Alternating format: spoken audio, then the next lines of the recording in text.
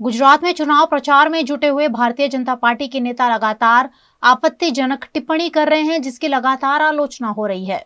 गुजरात के जूनागढ़ के विसावदर में आयोजित भारतीय जनता पार्टी के कार्यक्रम में विसावदर के पूर्व विधायक भूपत भायानी ने कांग्रेस के राहुल गांधी को नपुंसक और अन्य पार्टी के सदस्यों को आलिया मालिया जमालिया बताया, जिसके बाद कांग्रेस कार्यकर्ताओं में भारी रोष देखने मिल रहा है। मित्रों, राष्ट्रना हितनी चूंटणी छे।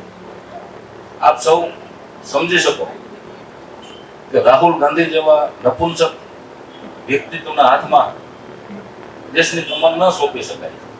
समझी सकते हैं बता है तो आलिया मालिया जमालिया बता एक कुंडिया पानी पीवे से बता क्या मैं बीजी कुंडिया आपको सिंह। भारतीय जनता पार्टी के भावनगर के जिला प्रमुख किरीट पटेल ने भी कल फिर एक बार कुछ ऐसा ही बयान दिया था, जिसके बाद वे भी लगातार आलोचना का सामना कर रहे हैं, जिसमें उन्होंने राजा अब मतपेटी से पैदा होने की बात कही थी।